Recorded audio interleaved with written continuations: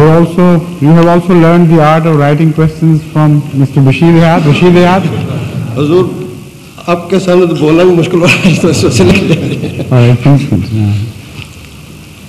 In order to preach to Christian, MDs invite them to their mosque or homes. And sometimes those Christians invite them to their churches. While they are praying, sometimes they stand and sometimes they sit. Should an MD also stand while they are praying and standing? It all depends on what is the significance of that posture. If they are worshipping Jesus Christ, peace be upon him, as Son of God, and this is a sort of homage to him which they give him while standing, then it is positively forbidden. No question of your participating in it, whatever they may think. And in that case, you better tell him before you go there that this is my religion, I will not permit my religion to be interfered with. Otherwise, I will of course offer you full respect in every other way. But apart from that, any homage paid to God Almighty alone can be shared. This is the significance of Ta'ala ila kalimatin sawa'in bainana wa bainakum.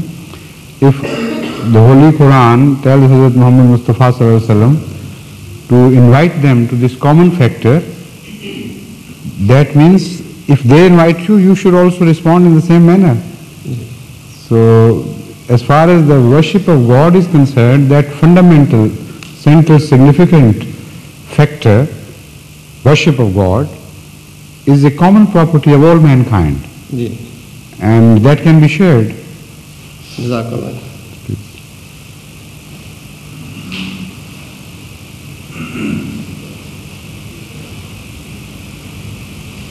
Yes, please.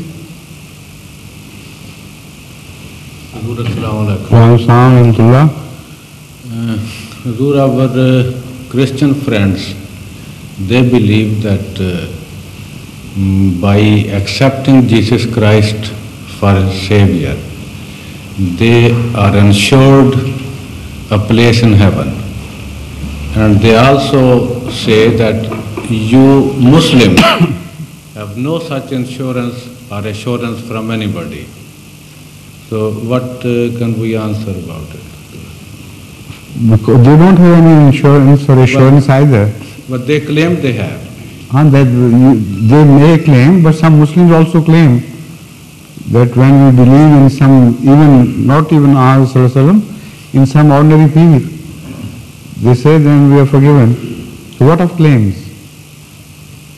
You can't judge serious matters of life just by comparing claims. And for such a claim, which is so important to us, for our life to come, there has to be some cogent, palpable proof. But there are some sayings of Jesus Christ in the Holy Bible. Which are they? For instance, I am the way and I am the life. That is everywhere common. In every religion, this sentence is found either together or separately. It is only the interpretation of it which gives a wrong significance to it according to them. The fact is that what is Sirat al-Mustaqim? The way. Ahmad Sallallahu Alaihi Wasallam is declared as Wasila in the Holy Quran. What is that? A way. So, I am the way is also the claim of Hazrat Muhammad Mustafa Sallallahu Alaihi Wasallam. And this is the way. In fact, every prophet comes to call people to some way. And when a prophet says, I am the way, that means that you can reach your God through me, that is following me. This is the common sense, the sensible interpretation of this. So, any other interpretation which is not sensible and which does not fall into step with such declarations made in other religions will not be acceptable. Because if this explanation which they gave is correct, then in every religion you will have to accept the same explanation. So in that case it will not be a singular claim made by Christianity alone. It would be a common claim made by every religion. Yeah, but in their case, that claim is made by Son of God Himself. Pardon? That claim, according to the Christians, is made by the Son of God No, Himself. that is not the point. This is how they prove that He is Son of God. That is a different question that you can handle separately. There are so many so-called sons mentioned in the Bible, not only Jesus Christ, peace be upon Him, so many others you should remember. Isaac is declared to be the one and the only son, the first begotten in fact. And so are others who are declared as first begotten. So how many sons would they believe? Well, according to the Bible, every person living here is Son of God. Yes? You know that. So why are you asking? No, what I was saying is that according to Children of Israel, what is children? Sons and daughters. Yes. And also, All the sinners. The son of Adam who was expelled, excommunicated and sent out, read that chapter where sons of God are told to marrying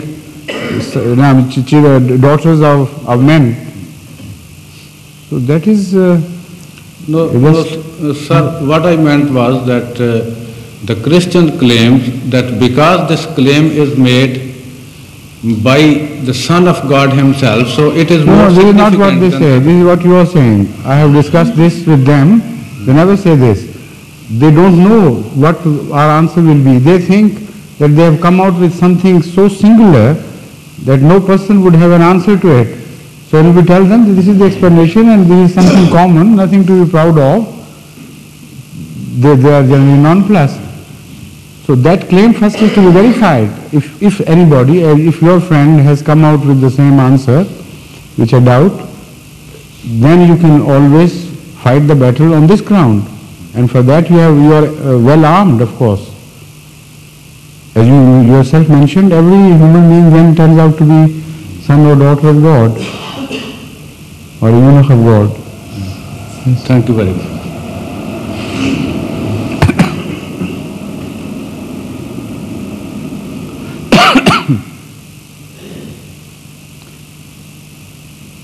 Any other question, please? Yes, please. Hassan Sahib.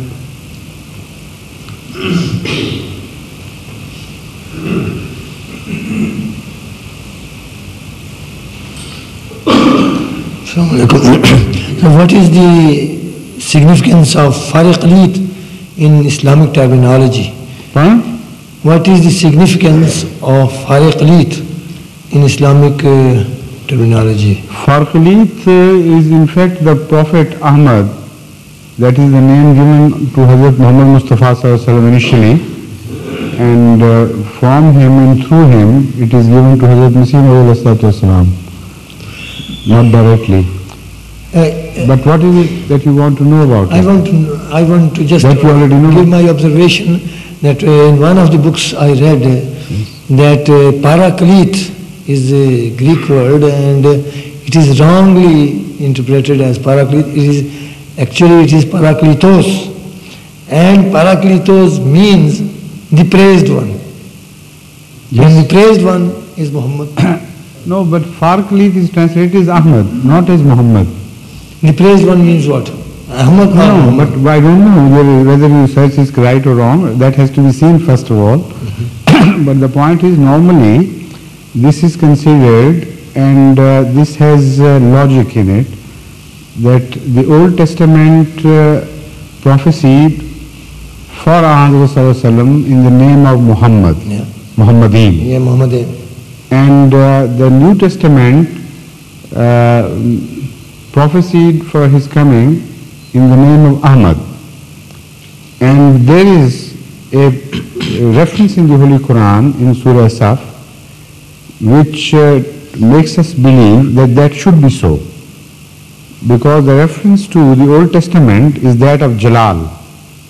And the reference to the Hazrat Jesus Christ prophecy is that of Jamal. And Muhammad stands for Jalal and Ahmad stands for Jalal. So Jamal.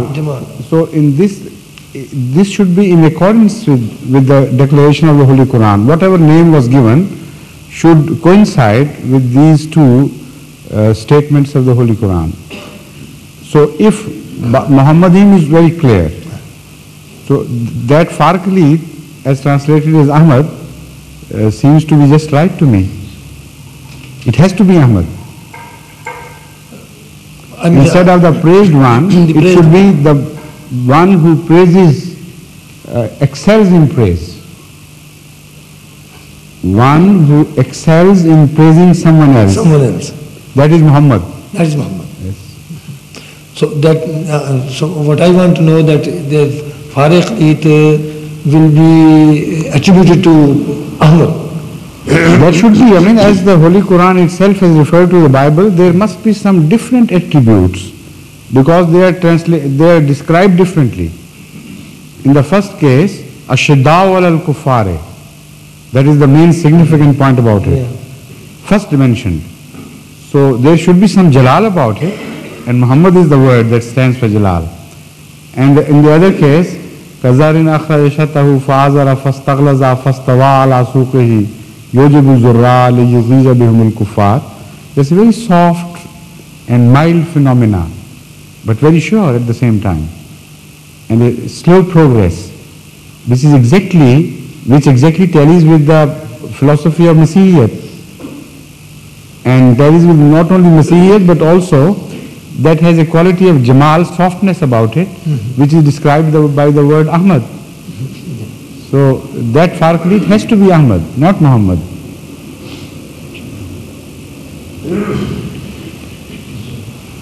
Yes, please.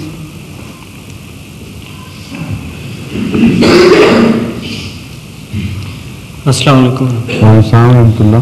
Hazur, there is a saying of Hazrat sallallahu alaihi wasallam that La tufazzalu ala Yunasa and La tufazzalu. Yes. And there is an ayah from Quran Kareem that about Khatam al-Nabiyyin. Right. Was this ayah announced after that sayings? Of course it was. And how many years? Yes, after? Some years. It was in 1905 that this was revealed, and that saying of Rasulullah belongs to a much earlier period. I think it was Makki, this tradition is. Yes, sir. No, but no, that is not just enough. The point is, you should ask why there is an apparent discord in the two things. Sir, I know that, but okay, I wanted to confirm that. All right. Yes, please.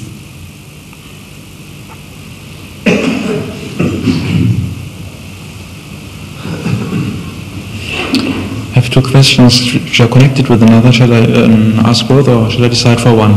One by one. If they are disconnected, one by one. If the continuation of the same, we'll see whether they are to be treated separately or together. First thing is that you are taller than this microphone, so adjust it according to your height. Right, now it's better. It's written in the Quran that all the angels were commanded to bow before God. To bow for Adam. For Adam, yes, that's right.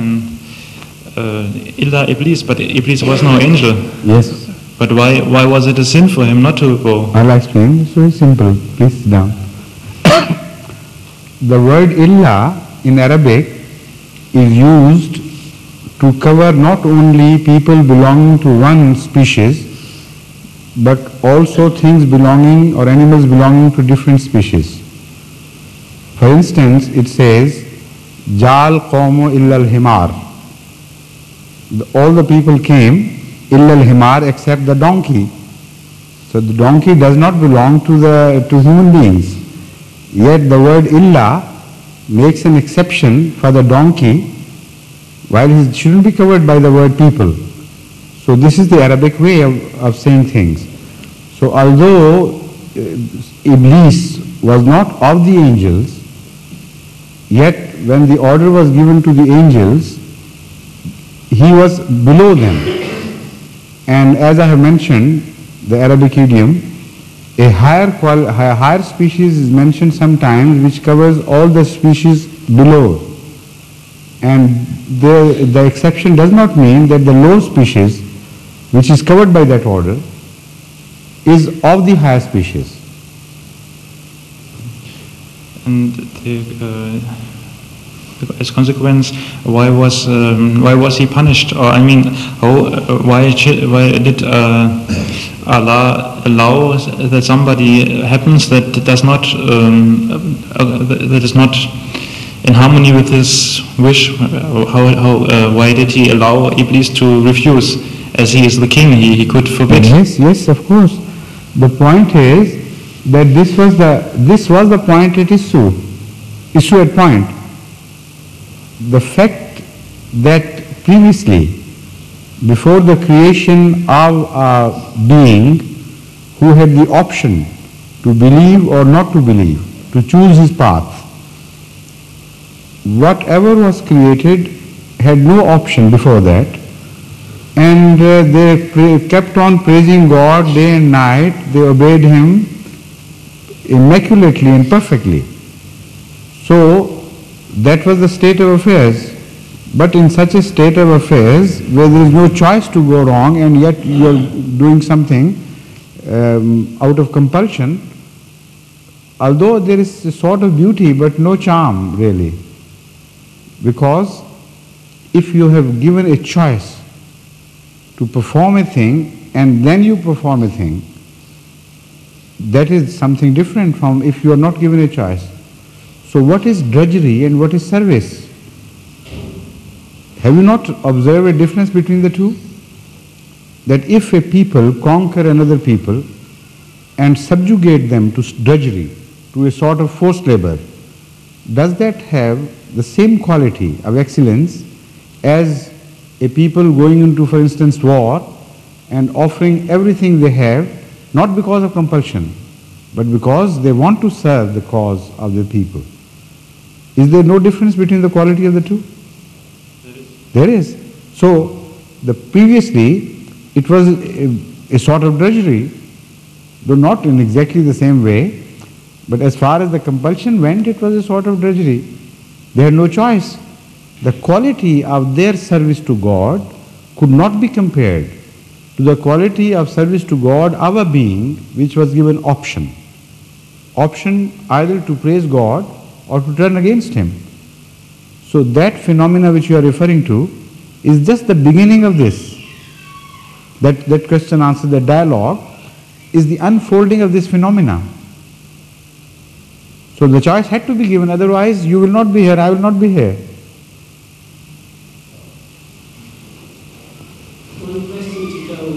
No, just a moment, please sit down. First, have you asked the second question? Okay. Now, who are you? The question is, this story of the angels and the devil or shaitan or Iblis, could it be seen as a dramatic way of describing the human way of thinking? You are right in the sense that it carries some significance and some deeper message. If you mean dramatic way to indicate this, then I agree with you. I mean, dramatic has a different connotation as well. I don't mean... What I'm saying is that human beings have got forces of good. The angels are dramatically symbolizing the forces of good. No, don't call it dramatically. Perhaps now I have understood you correctly. What you mean to say is that does this symbolizes something, signifies something, some deeper message, and by way of illustration it is given. Yes, that anecdote, yes, I agree. By way of illustration, but also it is personified occasionally. It does not remain just a philosophy or a theory or an innate power of man, but sometimes this symbolization also is personified. On this I have spoken earlier. For instance, the will to, or the permission of given to man to go wrong requires a will to go wrong first, in the first place. And permission given to him to do good also requires a prerequisite, our will to do good. These two qualities of going wrong and going good, doing good, have to be gifted to man before this option is given to him. You agree? Now this quality of going wrong or desire to do wrong, that quality is satanic. And that quality is in every man. Now there are possibilities. Number one, that this is Satan and that is all, and there is no personification of Satan as such. And there is another possibility that, like the system of angels who control goodness, there may be some evil forces created by Allah of which we don't know directly, but which are responsible for promoting all the forces of evil within man and controlling them. I mean, I'm just discussing the possibilities. But one thing is certain, that will in man to do wrong is declared as Satan by Hazrat Muhammad Mustafa Sallallahu Alaihi Wasallam. And he said, positively declared, that every man is born with a Satan. He has his own Satan, which runs in his blood. And one of the persons present asked him, Ya Rasulullah, do you also have a Satan of yourself? He said, yes, but he has accepted Islam. That is, he has submitted to my better will. So in that sense, it becomes a symbolization. Could failure to do the right thing or failure to do could failure to do the right thing or the good thing lead to what is seen as evil or bad? Or ignorance could be another source of evil. There are so many possibilities. I mean, this question is not valid, because once you understand the phenomena, then there are so many possibilities for which we cannot be judges, because we do not know the intricate phenomena within. Except sometimes if you turn to yourself and begin to analyze your own acts and the intentions behind them, then you are the best judge for yourself. And you can know, and you can sometimes positively know, that you have committed a sin or committed an act of goodness.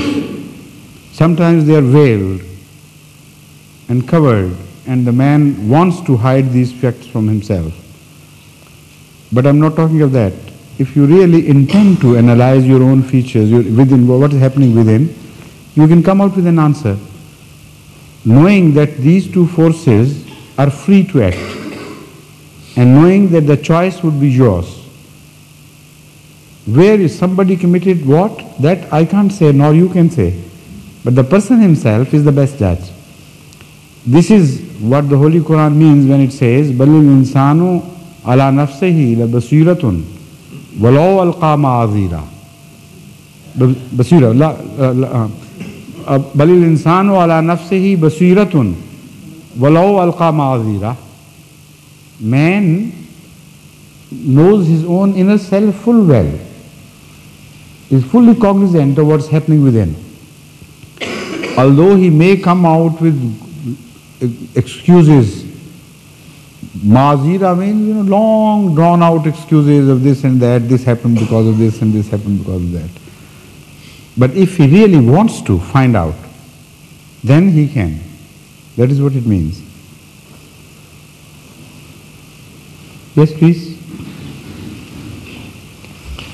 Sir, as it has been discussed now that the Satan has no any independent entity. Listen. Sometimes it is said that Satan doesn't leave man. But what is happening now is exactly the reverse. Man is not leaving Satan alone. So it means that angels have also not entity independent. I never said that it has not independent entity. I said there are two possibilities. Of angels, we positively know that they have independent entities, because belief in angels is a must. But belief in Satan is not a must. In fact, denial of Satan is a must.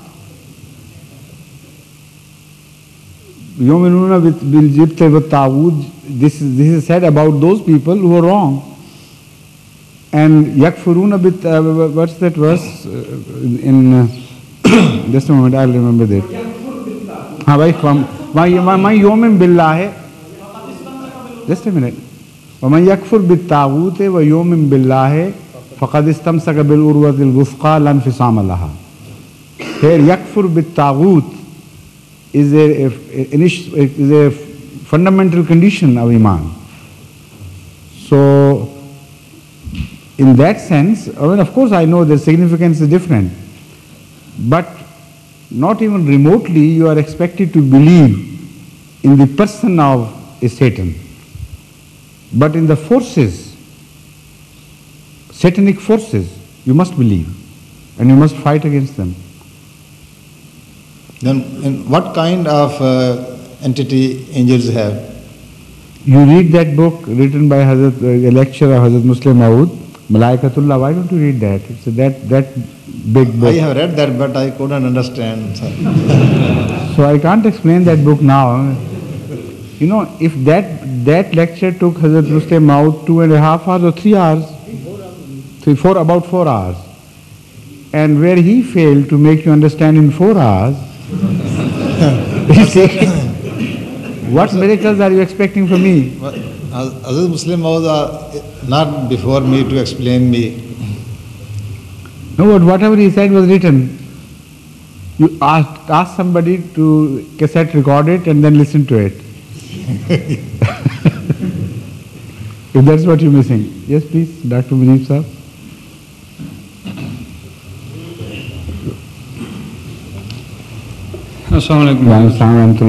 Although we know that by and large we are given free will to do a bad deed or a good deed, even then we find, sir, that we cannot do a good deed unless God Almighty enables us to do so. How do we reconcile with that, sir? You explain how your own personal experience in this regard first. It's very difficult for me to explain, sir. That's why I'm asking you, sir. You know, once in Hyderabad, Sindh, a gentleman was introduced to me who was a very great, according to the person who introduced, a great scholar in search of truth. He was a professor who had done many MAs and this and that, as I was told. And what was the truth he was in search of was this. There was only one question he had been asking everybody day and night, and he took the pride in the fact that nobody could answer him. So that was a sort of search he was holding. You see, some people feel dispirited and depressed by the fact that they are in search of something and they can't get it. And some, on the other hand, take pride because that failure of others to satisfy them is considered as a victory on their part. It was such a difficult question, nobody could answer. So I got the measure of this man. Of course I understood, as everybody does. So I said, yes, please, tell me what truth you are seeking. He said, this is what you have said. This is the problem I face, and I have met Mr. So-and-so and so-and-so. He tried to overwhelm me with those names. And yet I was not satisfied. So I told him that all the answers given by them have failed, and perhaps they would be the traditional answers. So there is no sense in my repeating any traditional answer. But I can ask you one thing yourself, and perhaps that question will solve your enigma. Every day you make decisions, and you know better than anybody else that you are responsible for those decisions, despite the fact that the situation in which you are born is not your control. You are a child of circumstances and environments and society and religion and geography and so many things. Yet, overwhelmed by these factors, first thing in the morning when you make a decision, you know you are responsible. And if you are punished, you know that punishment would be justified. And if you do an act of goodness, then you want a reward from somebody. So all these factors which apparently make you helpless still cannot take away the responsibility of your decisions. This is what the Holy Quran wants us to believe. So no enigma. And you'll be surprised to learn, he said, yes, I understand now and my question is solved. So sometimes philosophically you try to make somebody understand some things and they don't. Put them in the simple facts, translate it into simple facts of life and they immediately begin to see light. So although everything is Allah's doing, Allah's gift to man or any creature of His, everything is from Allah. But He has so beautifully designed it that He has given us the free will at the same time. And these things coexist. Yes, please.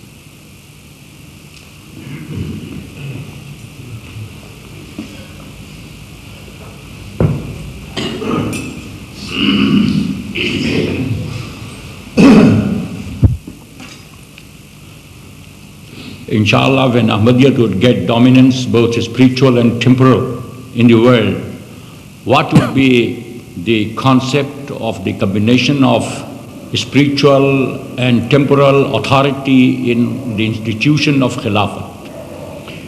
Khilafat will never stand for taking the government in her own hand. This is decided, absolutely no doubt about it. Yes, sir. So Khilafat will look after the moral aspects, like in the Muslim empires, various empires. Spiritual responsibility was actually divided between the king, who was called a Khalifa, but he was not the spiritual head, and the spiritual authority rested at the same time with some Sufis, some Mujaddideen, some Qutb, Ghaus and things. Yes. So they ran parallel. Sometimes the temporal clashed with the spiritual and exercised cruelty. But that may happen again. As far as the Khilafat is concerned, it will just look after the spiritual and moral and religious aspects and will not take governments directly in her own hand. But now, as long as the Khilafat has very great influence and exercises real power on the hearts, the kings and emperors will tremble before the Khalifas for any faults they commit, because directly or indirectly they will consider themselves to be answerable, because at the one raising of a finger, little finger by the Khalifa, the people will force such people to rectify themselves. So that apparent helplessness of a Khalifa is no helplessness. It is the greatest power that can be exercised on earth without the involvements and the bad points of involvements of power into power. this would be unlike our Khilafat-e-Rashida when it was combined. I said, no. It all came so suddenly, the government, Yes.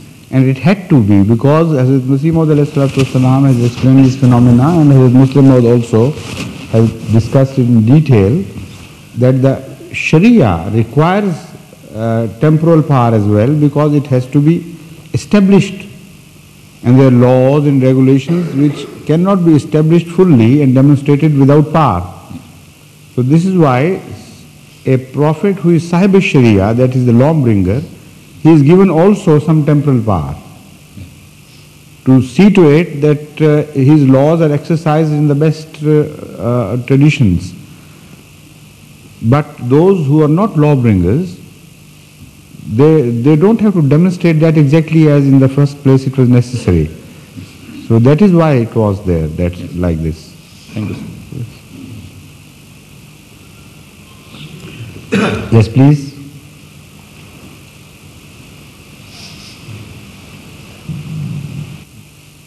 The first question is also about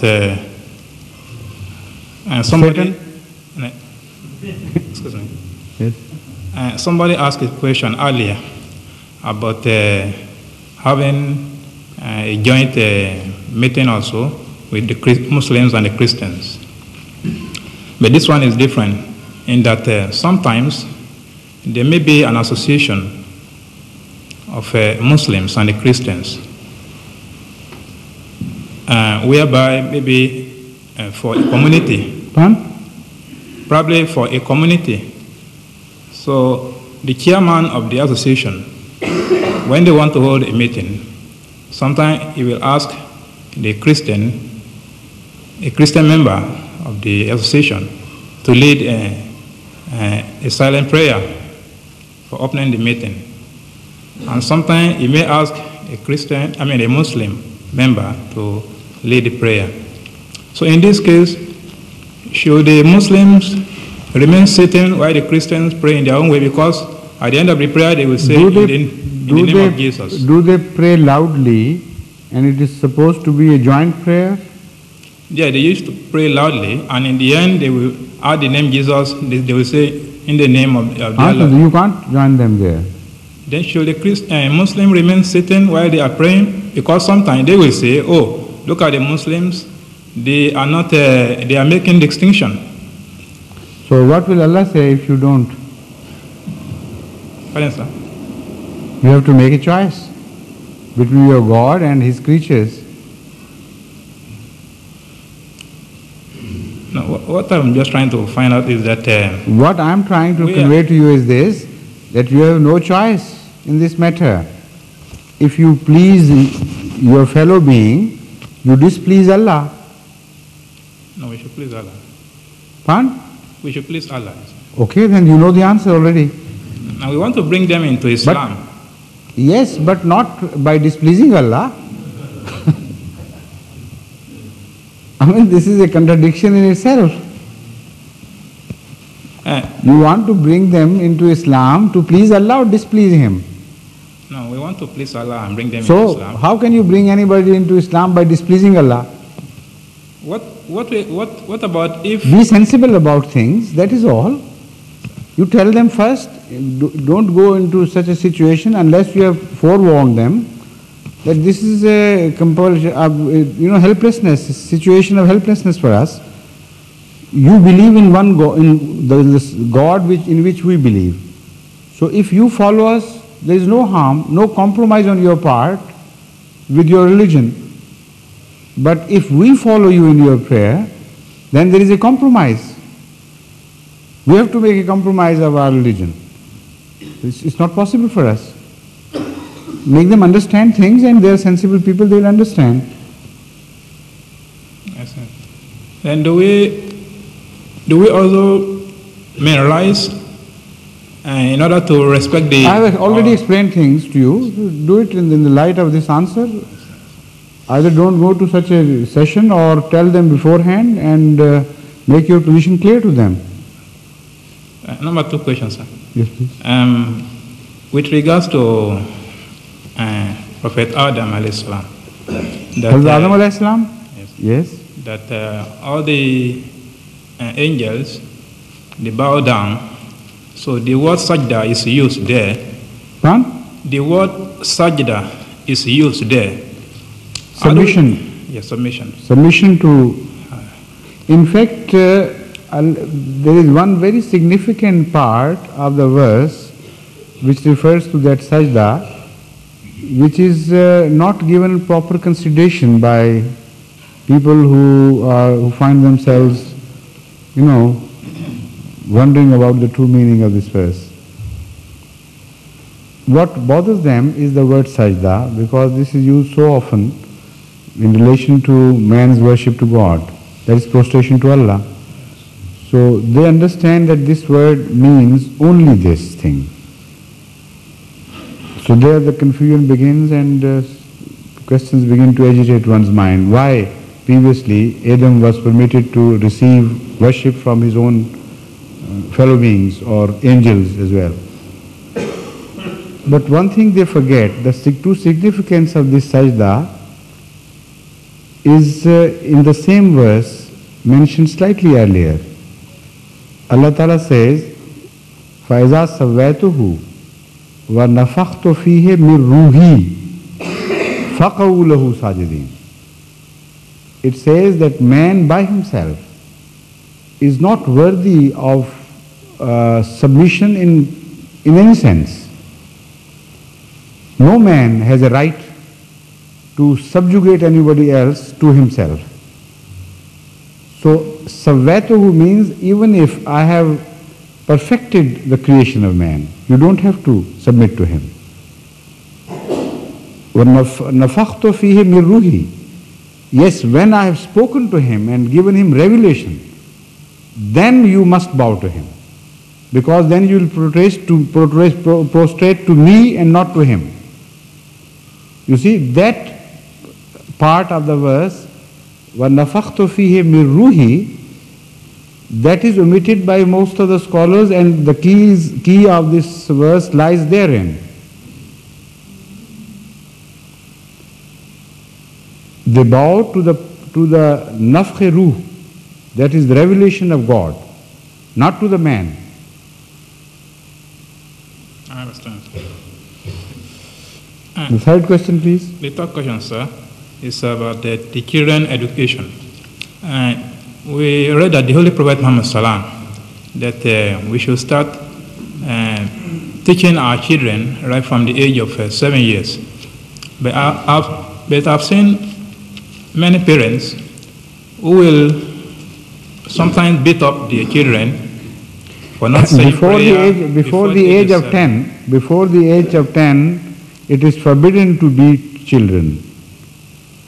You are only permitted to beat them, and that also not rashly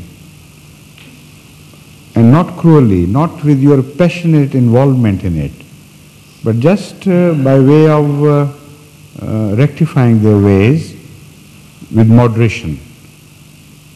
Only between the age of 10 and 12. Neither before nor after that. This is the injunction of the Hazrat Rasul Kareem sallallahu alayhi wa sallam, and it should be followed strictly.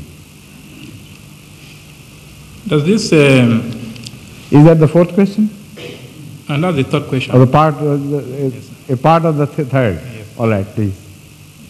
Does it, teaching them right from the 7 years old, does it apply to only religion? Persuasion, teaching, educating them, and so on and so forth. Prayer should be taught to them, and they should be taught to actually exercise this knowledge and convert it into prayer. I mean, real prayer. Not only not only must you teach them theoretically, but give them the practical knowledge as well. That is what it means. Start doing it at the age of 7, not before. To give them any education before age of 7 is forbidden, sir? It's not forbidden to give education, but to make them pray, to translate education into practice, that is not said, nor it is forbidden anywhere. But what Hazrat Rasul Kareem sallallahu alaihi wasallam expects from us has been made manifestly clear. So I have no doubt left that had he ever wanted us to make our children start praying before the age of 7, he could have said it in so many words. So by starting it from 7, there must be some significance. That is not the proper age. Perhaps they will get a reaction against it rather than begin to love the prayer. So whatever the reason be, we must stick to his orders. He has told us that we should start teaching how to say prayer and make them pray, make our children pray from the age of 7 onwards. And up to 10, you are not permitted to beat them. Only through persuasion and love, you must persuade them, must convince them that this is a good way, and if you are doing it intelligently and reward them with something, with smiles or with just a pat on the back after they have said prayer, you can induce some love for the prayer into your children in this age. That's a very impressionable age, and through persuasion and love and smiles and this and that, you can really instill a love of prayer in the hearts of your children. But if after a labor and a labor which you stick to with perseverance of 3 long years, the children still do not pick up the habit of saying prayer, then Hazur Akram Sallallahu Alaihi Wasallam permits us to use beating as well between the age of 10 and 12. Clear? Yes. After that, they are free. They are responsible for their actions. You are not permitted to beat them after the age of 12, because generally they come into their own at this age, and they have reached, not in all cases, but generally they have reached puberty or majority. So if somebody you find there in your country is violating these instructions, you tell him that he has no right to do that. Sir, can we beat them for any stubbornness other than religious affairs? Oh, must you beat them? Please. I mean, why can't you do it through persuasion and love? This beating, the tendency to beat, is in the first place a wrong tendency. And this is the requirement is mentioned only by Hazur Akram Sallallahu Alaihi Wasallam because he has to address every type of people. But he himself never beat his children, did he? No, sir. Hazrat Masih Maud Alayhi Salatu Wasalam never beat his children, did he? So that means it's not a necessity, it's not the best thing to do. It is only a compulsion in our extreme cases. So the beating of wives is sometimes permitted as according to the Holy Quran, but you will never hear Hazrat Muhammad Mustafa Sallallahu Alaihi Wasallam raising a finger against his wife, or Hazrat Masih Maud Alayhi Salatu Wasalam doing it, or his khulafa. So why do you run to beating? I mean, take to the easiest course as you think, but this is not profitable. Hazrat Masih Maud Alayhi Salatu Wasalam was so much against beating of children that once when he was told that somebody beat his children, he was extremely angry. He was so angry that he said, this is idolatry. You think you can shape their future and you can teach them by force what you want to enforce into them or to them? I mean, you can't, you are not God, you are not Almighty. Even if you beat them, they may go wrong and they may turn against you and still not follow you. So Hazrat Masih Maud Alayhi Salatu Wasalam expressed his anger and mentioned this, that such people are generally maghlubul ghazab, that is, they are slaves themselves of their inner passions, the slaves of their violence, and they do it to please themselves, not to rectify things. They please to revenge against an insult to their own personal ego, not really to promote goodness. So he analyzed all these features, and once you read through that, you will be horrified at the very thought of beating people and rectifying them by that. Reformation is done through Rahmah. This is why Hazrat Sallallahu Alaihi Wasallam is mentioned as Rahmatul Lil Alameen, not as a beater of Alameen, not as a thresher of Alameen. All that he was charged with, all that he was armed with was Rahmah, and that was quite enough. But because there are people belonging to lower orders and who are made cruder in nature, so for them sometimes you have to give certain permissions. But they are not the first choices, remember this. So stop beating your children if you do that. Thank you, sir. And pray. Hazrat Masih Maud has mentioned in the end of this that what we do is pray for them. If you really love them, you want them to be reformed, you're not God Almighty, but there is one God Almighty who has power to change things and reform and transform things. Why don't you turn to Him? So Hazrat Masih Maud has mentioned his own experience that whenever we pray to God, Allah listens to the prayers and works out wonders for us.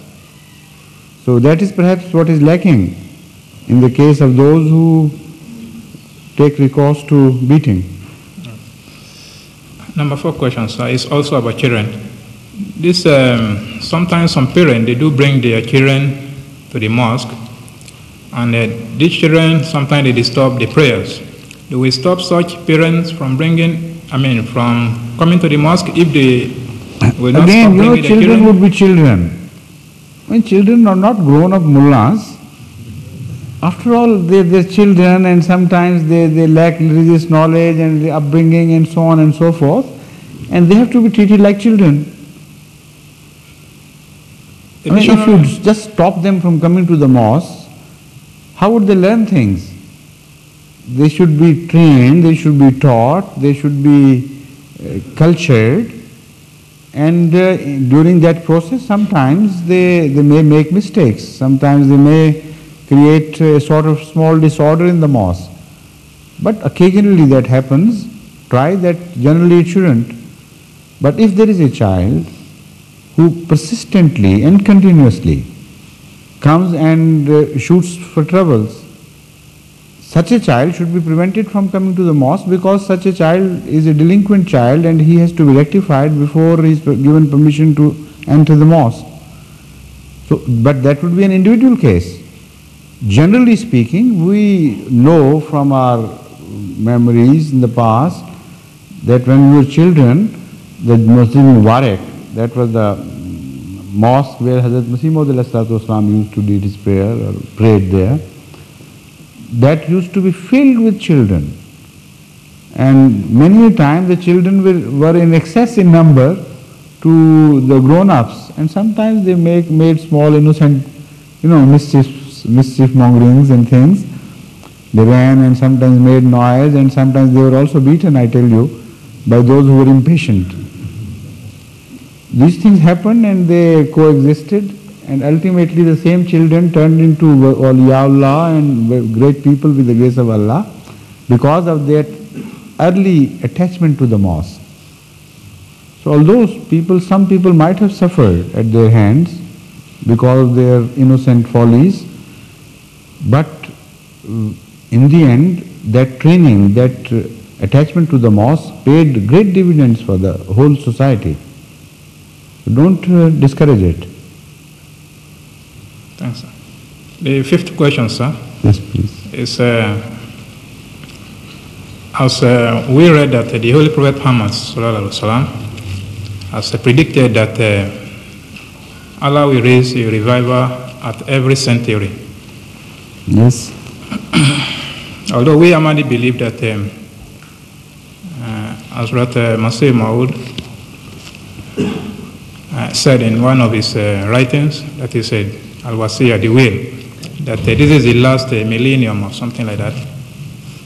But how do we explain to the non-Ahmadis if he raises the question that who will now be the reviver for the 15th century? How do we explain to him? Although we understand, we Ahmadi understand that the Prime Minister said this is. Now, are you talking keeping in mind the Ahmadis or the non-Ahmadis? The non-Ahmadis. The non-Ahmadis. Yes. So it should not be a question flowing from them to you, but from you to them. Tell them that your 14th century is missed and the 15th is also missed.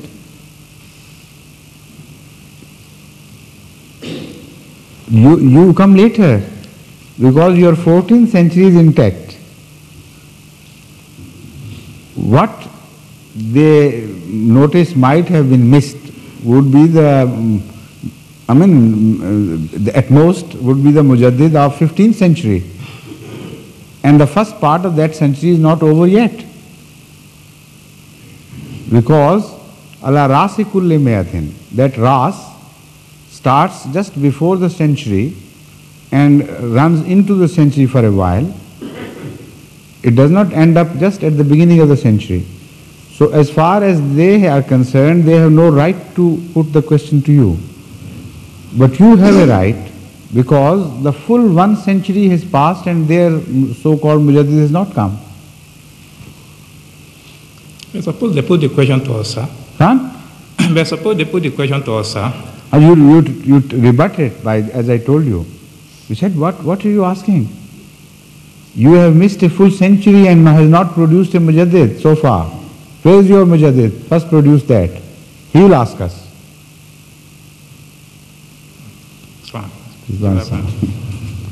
Yes, please.